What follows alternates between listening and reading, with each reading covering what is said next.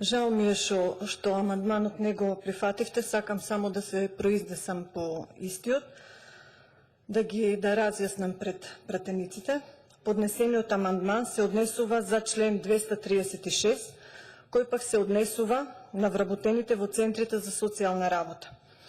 Во член 236 став 1 од Законот за социјална заштита вели дека стручните лица, даватели на јавни услуги, вработени во јавни и приватни установи за социјална заштита и кај други даватели на социјални услуги треба да поседуваат лиценца за вршење стручна работа во дејноста на социјална заштита.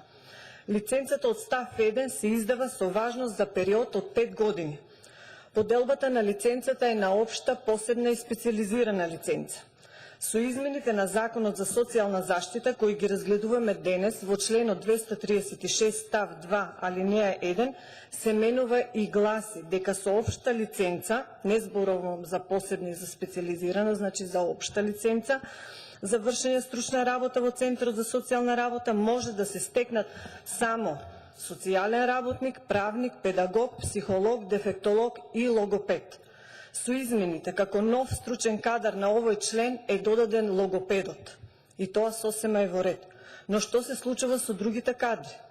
Во центрите за социјална работа, како што се социолозите и економистите. Намерно или ненамерно се испуштени. Постојано ме контактираат колегите од центрите за социјална работа за овие измени во законот и бараат истите да се исправат. Околу 130, имам податоци дека околу 130 социолози и економисти чекат за полагање на лиценца, која во моментот не им се дозволува.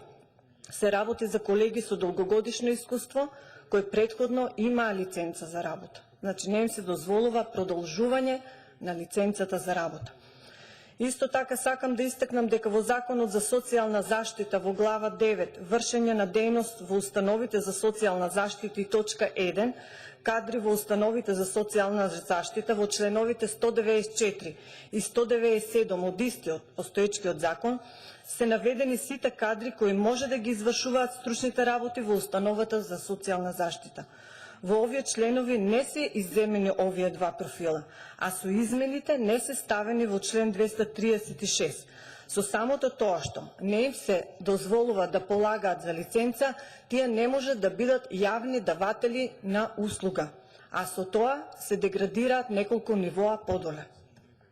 Уште повеќе загрижува наредниот член 15 од измените во кои се вели вработените даватели на јавни услуги кои до денот на влегување во сила на овој закон немаат соодветен вид и степен на образование, продолжуваат да ја вршат работата на работното место на кое се вработени до денот на влегување во сила на овој закон, а најдоцна 12 месеци од денот на влегување во сила на овој закон.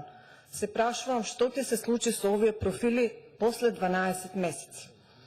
Понатаму член 16 вели дека установите и другите правни лица кои вршат дејност од областа на социјална заштита треба да ја усогласат својата работа и статутот на установата со одредбите на овој закон во рок од 6 месеци од денот на влегување на сила на овој закон. Значи во рок од 6 месеци ќе следуваат и измени на статутот, а како што е дефиниран членот 236 со измените во законот, се прашувам каков ќе биде новиот статут во центрите за социјална работа, кој согласно член 16 треба да биде усогласен во рок од 6 месеци. Да резимирам на крај, со измените на Законот за социјална заштита, на социолозите и економистите не им се дозволува да ја продолжат веќе еднаш стекнатата лиценца, а со самото тоа тие повеќе не може да бидат даватели на јавни услуги. Што следува понатаму кога ќе поминат тие 12 месеци? Само да не следува бркање од работа. Од тоа се исплашени вработените во центрите за социјална работа. Благодарам.